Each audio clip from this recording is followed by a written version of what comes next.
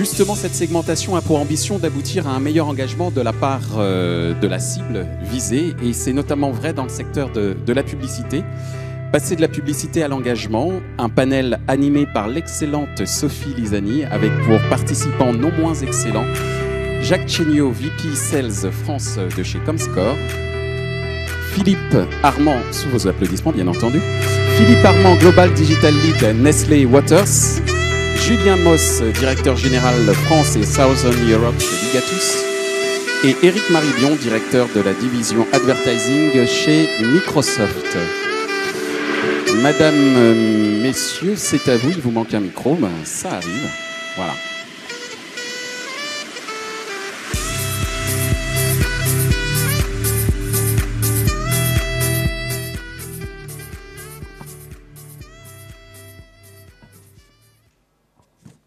Mesdames et messieurs, vous faites-vous biaiser? J'ai choisi cette accroche un petit peu provocatrice, je vous l'accorde. Si j'ai choisi d'être provocateur un petit peu aujourd'hui, c'est parce que je pense que beaucoup d'entre vous ont entendu parler de la fraude publicitaire, du trafic non humain. Je pense que peu d'entre vous savent à quel point ce fléau impacte et biaise tous vos critères de mesure d'efficacité de vos campagnes digitales. Vous le savez peut-être, depuis plusieurs années maintenant, la manière de mesurer l'efficacité d'une campagne digitale a changé. Il y a quelques années, on se contentait de mesurer un taux de clic. Le taux de clic est beaucoup moins pertinent quand il s'agit de display, par exemple. Aujourd'hui, on mesure principalement 5 critères qui font qu'une campagne va être efficace ou pas. Le premier critère, c'est la visibilité. Est-ce que ma bannière, est-ce que ma pub a été vue?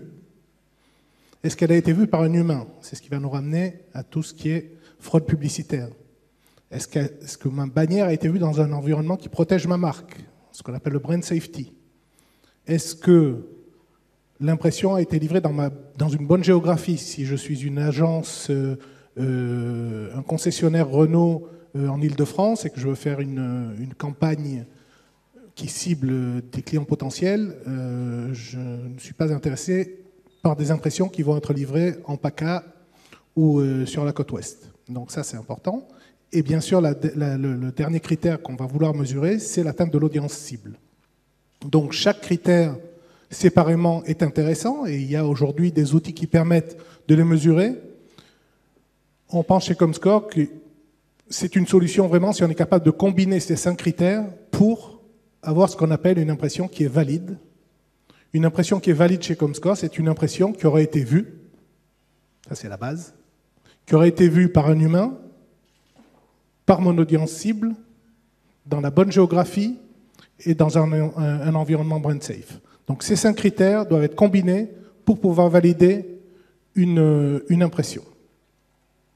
Parlons maintenant un petit peu de trafic invalide.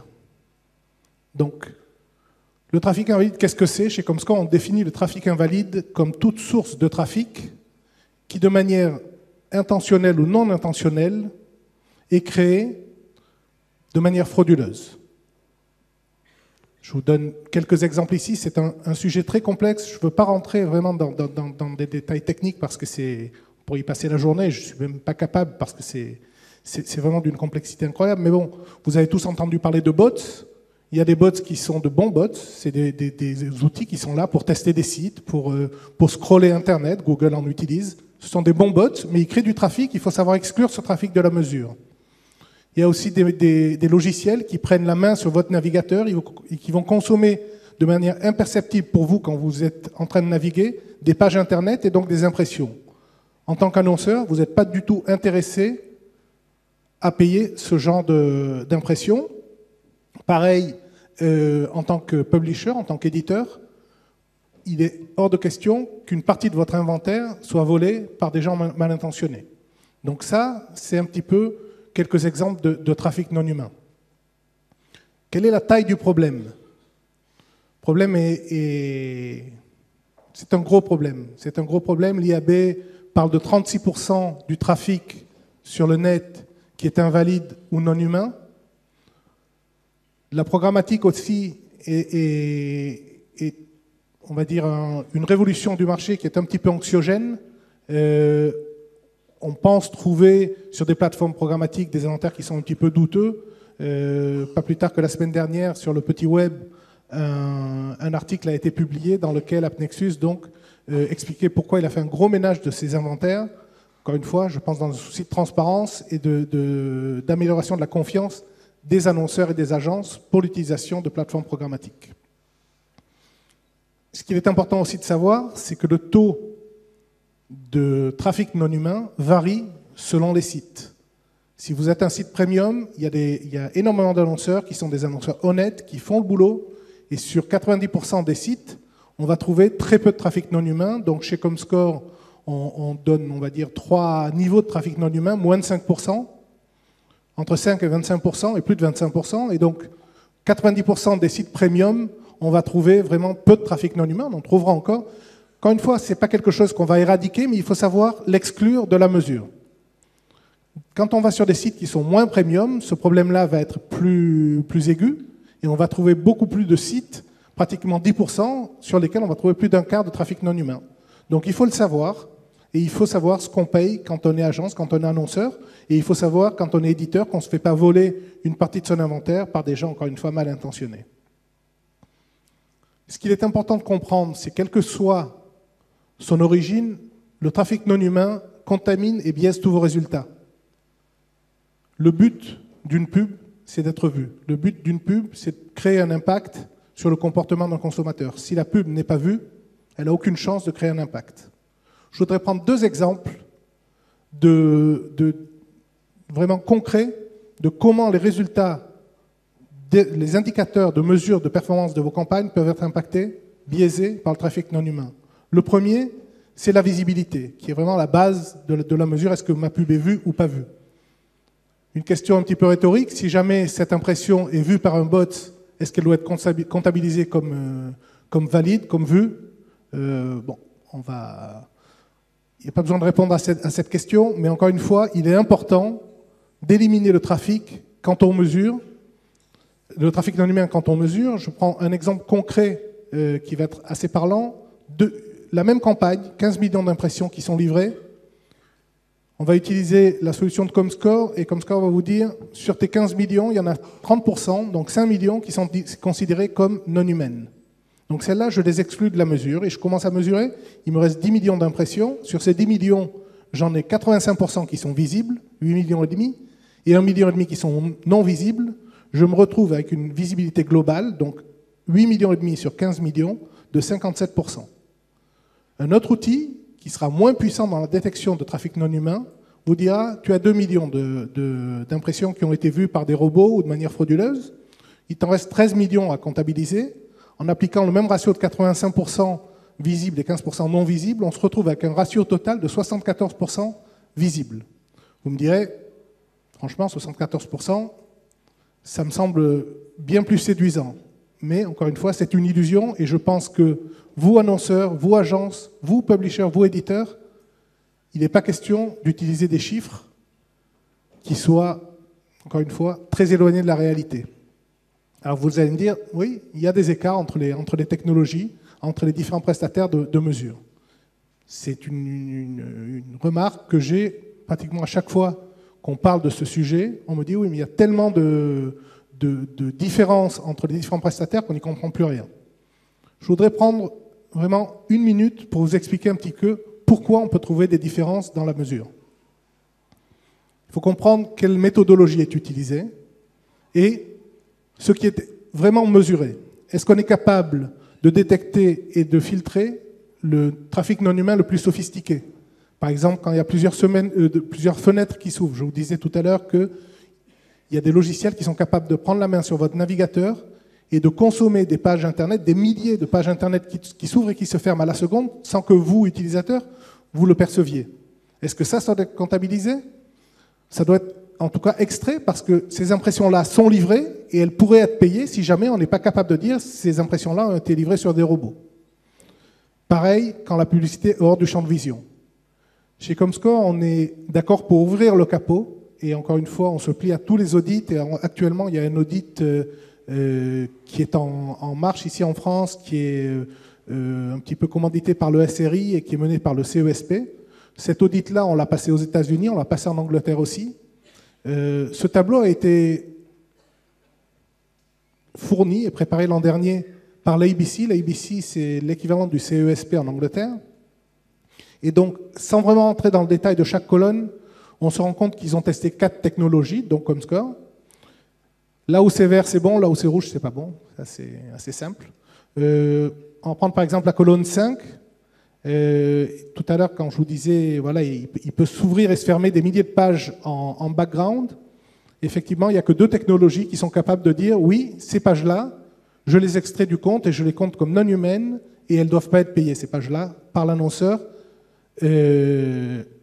Ça, c'est quelque chose qui explique de manière concrète pourquoi vous avez des différences dans les mesures et pourquoi chez Comscore en général, vous aurez les mesures les plus précises, mais aussi les pires en termes de visibilité. C'est-à-dire que si vous voulez, en tant qu'annonceur, en tant qu'agence, avoir des taux de visibilité les plus élevés, en faisant fi du fait que vous allez payer des impressions qui sont vues par des robots, libre à vous.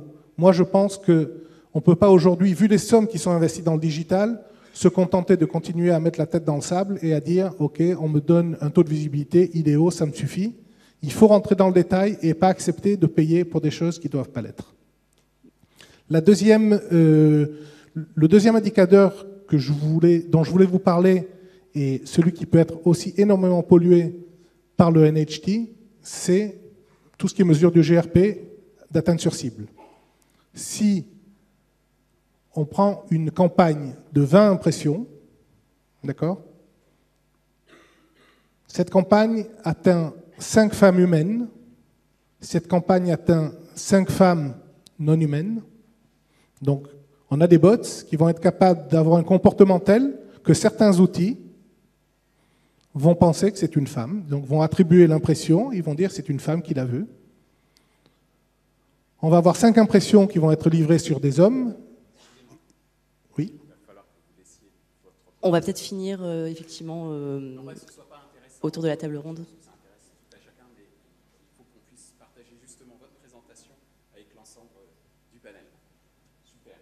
Il me reste 2 minutes. Je ne suis pas sûr. On peut juste finir la petite slide et après on enchaînera effectivement. Rapidement, si vous vous attendiez à ce que votre audience cible, encore une fois, soit de 13 femmes, donc 65% des 20 impressions livrées, en fait, il n'y en a que 25%. Et donc, juste un dernier slide. On est pile sur le timing, en tout cas, je crois. Ce qu'il faut retenir, encore une fois, il faut arrêter de se faire biaiser et encore une fois, utiliser des outils de mesure qui vont être capables d'extraire tout ce qui est trafic non humain de la mesure. Merci. Merci. Merci beaucoup pour cette introduction sur l'ad fraud. C'est évidemment un enjeu très à la mode et déterminant en ce moment. Julien Moss, on peut peut-être commencer par vous. Selon vous, quelles sont les problématiques autour de l'ad fraud, de la visibilité, de la montée des adblocks? Beaucoup de sujets, mais... Effectivement, beaucoup de sujets. Sur les click fraud,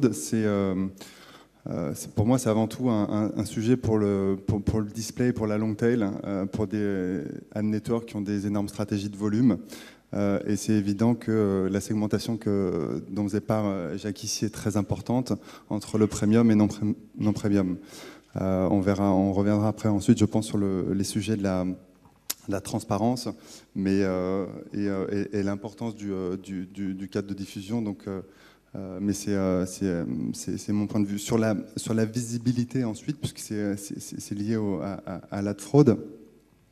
Je pense que ce qui est nécessaire ici, c'est de révolutionner, de repenser un petit peu les modèles économiques pour donner des garanties aujourd'hui aux annonceurs qui basent leurs achats notamment sur le CPM beaucoup et également sur la performance et comment en fait on va avoir proposer des modèles économiques plus exigeants, plus précis. Et par exemple, on propose aujourd'hui du coût par temps passé, le fameux CPTP, c'est mignon, qui va garantir à l'annonceur que la visite générée à passer un certain temps sur son contenu, qu'il soit vidéo ou rédactionnel. On va également utiliser le coût par visite, où on va avoir un degré d'exigence assez élevé, puisqu'on va garantir qu'il y ait une visite au-delà de la seconde page à nos annonceurs. Et du fait, on va donner un certain nombre de garanties sur la visibilité.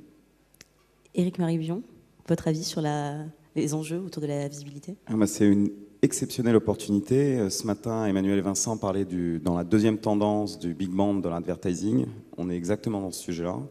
Alors je ne pense pas que ce soit les adblocks mais c'est vraiment le fait que si un peu moins de la moitié, on va dire 40-50% de la publicité n'est pas vue, quelles qu'en soient les raisons, si en plus, si on prend les femmes 25-49 ans en France avec un autre collègue, mais qui sont dans le même effort de vérifier la distribution sur cible, donc sur ces cibles, les femmes 25-49 ans en France, 41% du budget des annonceurs en France est gaspillé.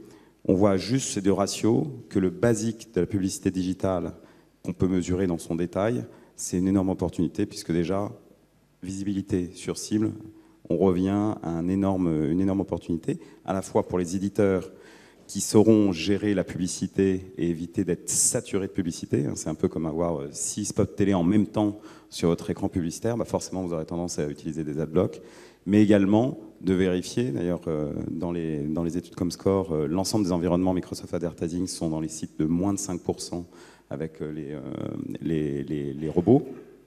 Donc c'est vraiment très important, effectivement, vous voyez ici sur ce respect de l'internaute, sans utilisateur, pas d'audience, et derrière, pas de revenus publicitaires. Donc c'est vraiment une très très bonne nouvelle qu'on ait ces outils développés, et Jacques en a fait une très bonne démonstration.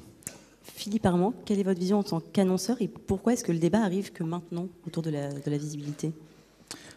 Sur le principe de payer pour des choses qui existent, oui, et 100 fois oui. Des visites réelles, oui, bien sûr. Et je pense que ça a été bien résumé, mais sur le sujet des adblocks, ça fait l'actualité et je comprends que certaines entreprises voient leurs revenus un petit peu en péril. Mais chez nous, on dit, chez Nestlé et sans doute chez bien d'autres entreprises, on dit each comment is a gift.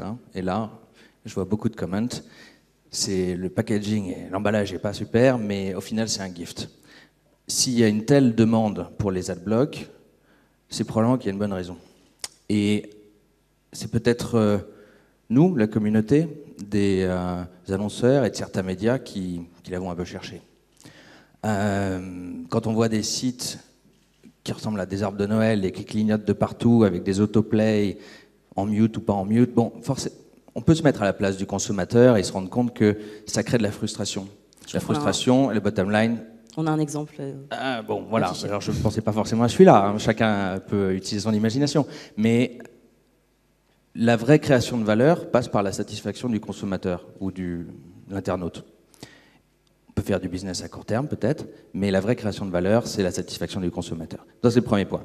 Et puis, je ne suis pas particulièrement inquiet, parce que finalement, ça me rappelle l'apparition du bouton mute sur la télévision. On n'a pas envie d'écouter la pub, on fait mute, on change de chaîne. Ça n'a pas inquiété plus que ça à l'époque. Les pop-up bloqueurs, c'était il y a quoi? C'était il y a 15 ans. Tout le monde en est sorti grandi. Il y en a qui ont dû réinventer leur modèle, mais au final, pour une meilleure satisfaction du consommateur. Donc, c'est peut-être quelques mois ou années difficiles à passer, le temps qu'on puisse réinventer comment certains annonceurs ou certains médias travaillent, mais à terme, il y aura plus de valeur pour le consommateur. Et c'est ça qui m'anime. Dans ce contexte, comment finalement inciter l'utilisateur à s'engager? Julien Moss.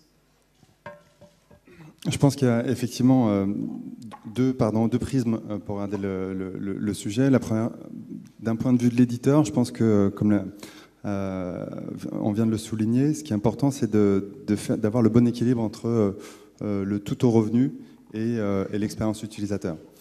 Autrement dit, effectivement, passer forcément aux sirènes de millions de formats qui peuvent se répéter. Quand on prend le sujet, cette fois-ci côté annonceur, il va falloir d'abord travailler le message. C'est important de revenir à l'essentiel sur le message, le visuel, le texte. qui va permettre de séduire l'internaute, le mettre dans une zone de confort, dans un cadre de distribution qui soit maîtrisé. Je reviens au premium, non premium. C'est effarant de voir les investissements qui sont faits dans le business physique pour maîtriser la chaîne de distribution et avec des cahiers des charges extrêmement exigeants sur la transparence, la distribution des produits, etc. Et aujourd'hui, très peu d'entreprises appliquent le même degré d'exigence sur Internet. Donc on en revient finalement à la transparence. Je rebondis sur ton exemple, Jacques, de AppNexus. Moi, j'étais à Londres quand ils ont annoncé le sujet il y a 3-4 semaines.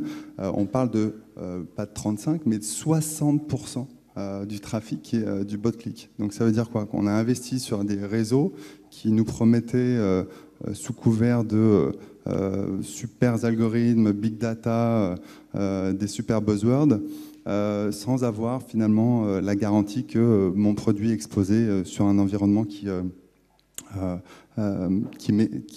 respecte tout simplement ma marque. J'ai investi des millions d'euros en publicité pour me créer une belle image et finalement je me fais avoir sur la distribution de mes produits, de mes services ailleurs.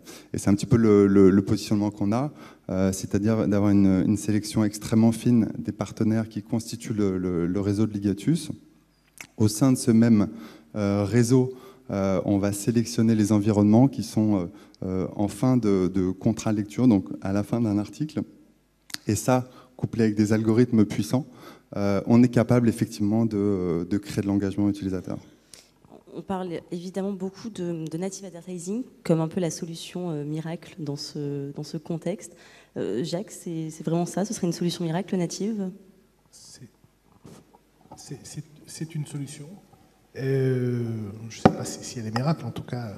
Je pense que technologiquement, je pense que ça a déjà été dit, mais je pense que c'est nous qui avons créé l'adblocking en fait, en nous comportant, en étant trop intrusifs.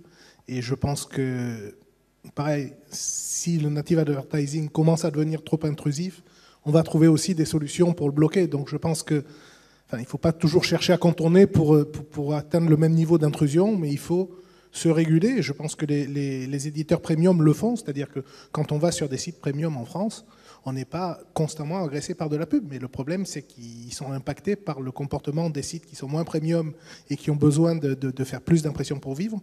Et donc encore une fois, le résultat c'est qu'on installe des adblockers, quoi. Éric Marie, comment s'assurer de la bonne distribution des contenus par la data? Comment on peut utiliser la data au service de la distribution? En fait, c'est l'autre sujet, il y a la visibilité, et puis Jacques en a parlé, et c'est également la qualité de la data. Donc en fait, finalement, la fraîcheur des produits qu'on vend, si on se met du côté des éditeurs, d'avoir des produits frais, on vient à quelque chose de très basique, très commerçant, c'est ça qui est finalement, c'est pas très compliqué, mais d'avoir une data qui est pertinente et comment vérifier la data. Donc vous voyez ici l'affiche, donc c'est avec Nielsen Auxerre, c'est un autre acteur de vérification de la data. Aujourd'hui, on a profité du Hub Forum pour maintenant donner en toute transparence l'ensemble de nos chiffres avec la moyenne française depuis 18 mois. Donc vous allez sur êtes-vous-on-target.microsoft.fr et vous avez l'ensemble des annonceurs qui ont testé, qui ont accepté de communiquer, sinon ils sont de manière anonyme, sur 199 cibles socio-démo. Donc on est vraiment dans quelque chose de très très basique, âge et genre. Et sur ces 199 cibles, vous les choisissez, les hommes plus de 50, quelle est la moyenne en France et combien on garantit. Puisqu'en fait, il y a maintenant en décembre dernier, on a garanti sur nos ordres d'insertion la livraison sur cible. Et c'est finalement en arrivant effectivement sur cet engagement qu'on arrive, on parlait de premium, mais qu'est-ce qui est premium ? Parce que c'est là où on voit, tout à l'heure il y avait un site que vous avez vu qui a été anonymisé, mais c'est un feed qu'on utilise tous, et on voit bien qu'il y avait 5 annonceurs en même temps sur la même page. Je ne parle pas de l'expérience utilisateur et du lecteur qui est dramatique. Donc on voit bien que plus on travaille sur cette qualité, et plus on n'a pas besoin d'avoir 5 formats, mais juste un format par page, aucun format sous la ligne de flottaison, et aucun format intrusif. Intrusif veut dire qu'on peut avoir des formats impactants, mais qui sont comme les IAB Rising Star, qui sont à l'initiation du lecteur, de l'internaute. Avec ces bonnes règles et cette qualité de data prouvée, on arrive à... Finalement, c'est pour ça que je reviens sur... C'est une énorme opportunité en termes publicitaires sur le digital aujourd'hui. Philippe Armand, en tant qu'annonceur encore, quel type de métriques analysez-vous? Qu'est-ce que vous retenez? Parce qu'on parle beaucoup d'engagement, mais qu'est-ce qu'on retient de l'engagement? Oui, d'abord, peut-être qu'il faut commencer par une petite clarification, et je ne parle pas au nom de tous les annonceurs, mais de mon point de vue, on a probablement commis une erreur il y a quelques années, quand les réseaux sociaux sont devenus des plateformes de médias. On a laissé détourner un concept, qui est le concept de l'engagement, et où ça a été fusionné avec la métrique d'engagement, combien de personnes cliquent divisé par combien de personnes l'ont vu. Bon, pour moi, ce sont deux choses qui n'ont rien à voir, et ça crée beaucoup de confusion dans l'esprit des marketeurs, en tout cas de ceux que je connais. L'engagement, c'est après avoir ciblé une audience, après avoir créé une tension suffisante pour stimuler une écoute. L'engagement, c'est déformer le funnel de la marque ou la perception que le consommateur a de notre marque pour mener à une action. Cette action, ce n'est pas un clic. Cette action, pour nous qui vendons l'énorme majorité de nos produits en magasin, cette action, c'est acheter un produit. Le clic, c'est bien, c'est intéressant, on pourra en parler tout à l'heure, ça peut apporter des choses, mais le clic ne dit en aucun cas ce qui se passe dans la tête de nos consommateurs. Et donc, il ne faut pas évaluer nos campagnes à la lumière des clics. On peut s'en servir pour d'autres choses, mais pas seulement pour ça. Donc, nous, ce qu'on regarde chez Nestlé et chez Nestlé Waters, c'est l'impact sur les ventes, l'impact sur la déformation du funnel. Tout plein d'études que chacun connaît qui permettent de mesurer ça. On fait ça beaucoup sur Facebook en particulier parce que c'est notre premier investissement online chez Nestlé Waters. Il y a sûrement plein d'autres façons de faire. Mais on en parlera. Ah ben voilà, donc sans dévoiler. Qu'est-ce qu'on mesure? C'est ça. Et qu'est-ce qu'on constate? C'est que oui, la publicité drive les ventes. Tant mieux, bonne nouvelle, hein, pas de surprise là-dessus. Mais en revanche, il n'y a strictement aucune corrélation entre les clics, les likes, les shares, ce que vous voulez, ou les retweets, hein, et les ventes, ou la performance de la marque. Aucune. Sur une cible exposée, 99% des gens qui achètent n'ont rien liké, rien sharé, rien retweeté, que ce soit une bannière, ce que vous voulez.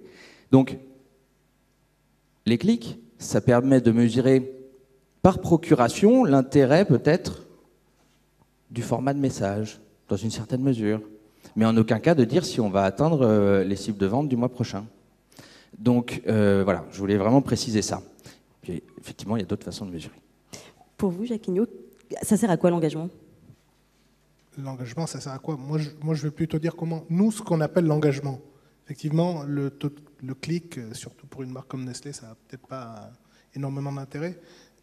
Nous, dans nos outils de mesure, l'engagement pour nous, c'est quand l'internaute passe sa souris plus d'une seconde sur la créa. Ce qui veut dire qu'en fait, son regard, en général, quand la souris reste plus d'une seconde à un endroit, c'est que le regard est là. Et on mesure ce métrique dans notre solution de mesure d'efficacité des campagnes. Donc ça, pour nous, c'est l'engagement. Après, chacun a sa définition de l'engagement. Mais en tout cas, c'est marrant qu'on en parle parce qu'on a vraiment ce critère en particulier dans l'outil de mesure comme Score. Chez Ligatus, Julien? L'engagement, c'est, pour rebondir sur le cas Nestlé, c'est en haut du tunnel. C'est-à-dire qu'on va créer de la préférence de marque, on va créer de l'engagement, on va générer de la nouvelle visite. Les internautes ou mobinautes, puisqu'on est sur évidemment tous les écrans qui nous connaissent, ceux-là nous intéressent dans une moindre mesure en général. Les annonceurs aiment beaucoup chez Ligatus la qualité de trafic, qu'on est capable d'apporter de nouveaux trafics.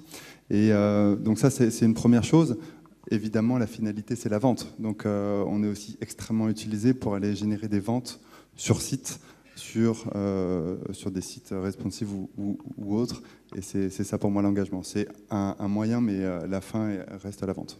Est-ce que finalement, engagement égale performance? Éric Marie? Alors, on a vu qu'il y a plusieurs définitions de l'engagement. C'est exactement. Alors, j'ai un cas Nesquik du groupe chez Nestlé où à la fois il y a des mesures de visibilité, de livraison sur cible, et puis derrière des mesures de vente avec sortie de caisse et préférence de marque.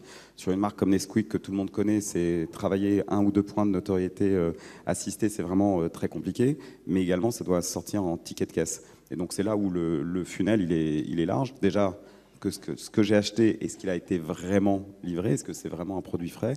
pour reprendre l'image commerçante. Mais derrière, est-ce que ce produit frais a eu les effets escomptés en fonction des besoins de la marque? Ici, on est sur, effectivement, dans de la grande distribution, on a pas mal d'outils de mesure, pour le coup, on est assez riche. Sur des réseaux retail, c'est plus compliqué, des réseaux spécialisés. Est-ce qu'il nous reste un petit peu de temps? Et plus du tout. Eh bien, merci beaucoup à tous pour ce panel. Merci.